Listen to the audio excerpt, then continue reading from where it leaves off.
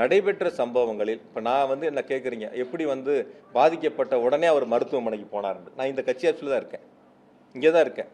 எங்களுடைய பகுதி செயலர் ஒன்றிய செயலர் கூட்டம் 6 மணிக்கு என்னோட ரவுண்ட் டேபிள் நிர்வாகிகள் இந்த நிகழ்ச்சி இன்னைக்கு போகிற சம்பவமான நிகழ்ச்சி சம்பந்தமாக என்னோட கிட்டத்தட்ட ஒரு 3/4 மணி நேரம் 1 மணி நேரம் என் கூட பேசிட்டு இருக்காங்க என் வீட்டில். அதை முடிச்சுட்டு நான் கட்சி ஆஃபீஸ் வரேன்.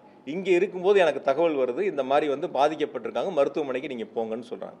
நான் இங்கேருந்து அமராவதி மருத்துவமனை போகிறதுக்கு எவ்வளோ நேரம் ஆகும்? இங்கேருந்து அந்த அமராவதி மருத்துவமனைக்கு போகிறதுக்கு எவ்வளோ நேரம் ஆகும் சொல்லுங்கள். நான் 7:47க்கு உள்ளே நுழையிறேன். அமராவதி மருத்துவமனையில் வேணா வீடியோ ஃபுட்டேஜ் கொடுக்குறேன்.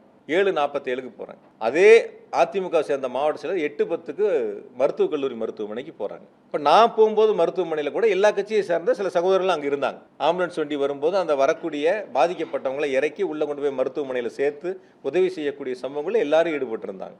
அதனால் பாதிக்கப்பட்டுன்னு தகவல் தெரிஞ்சவொடனே இப்போ என்ன டிக்கெட் போட்டு சென்னைக்கு போக சொல்கிறீங்களா? மக்கள் பாதிக்கப்பட்டு ஒரு பக்கம் மருத்துவமனையில் அனுமதிக்கப்பட்ட சூழலில் நான் அந்த சம்பவ இடத்துக்கு போகாமல் நான் டிக்கெட் போட்டு சென்னைக்கு போயிடவா? யாருக்கும் பதில் சொல்லாமல், யாருக்கும் உதவி செய்யாமல்? அப்படிப்பட்ட ஒரு சூழலை சில பேர் எதிர்பார்க்குறாங்கன்னு நான் நினைக்கிறேன். நான் இன்றைக்கி இல்லை, இனி எப்போ இருந்தாலும் நான் இருக்கிற வரைக்கும் எங்கள் மாவட்ட மக்களுக்கு, என்னுடைய தொகுதி மக்களுக்கு எந்த பாதிப்புனாலும் நாங்கள் முன்னாடி நிற்போம். நான் மட்டும் இல்லை, எங்கள் நிர்வாகிகள் எல்லாரும் முன்னாடி நிற்பாங்க. அதான் எங்களுக்கு எங்கள் தலைவர் கற்றுக் கொடுத்த பாடம். அதனால் அதில் நீங்கள் பிரதர் சொன்ன மாதிரி அவருடைய கருத்தை நேற்று ரொம்ப நாள் 3 நாள் கழித்து ஒரு வீடியோ பதிவிட்டிருக்காரு. அதெல்லாம் விசாரணை முடியட்டும். நான் சொல்றதை பொறுத்த வரைக்கும் எங்கள் இயக்கமே அல்லது வேறு எந்த இயக்கமாக இருந்தாலும் ஒரு தவறு நடந்து விட்டால் அந்த தவறுக்கு பொறுப்பெடுத்துக் கொள்ள வேண்டும்.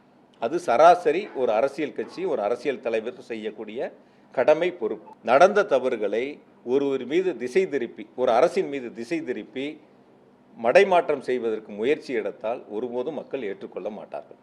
அதில் ரொம்ப தெளிவாக இருக்கேன்.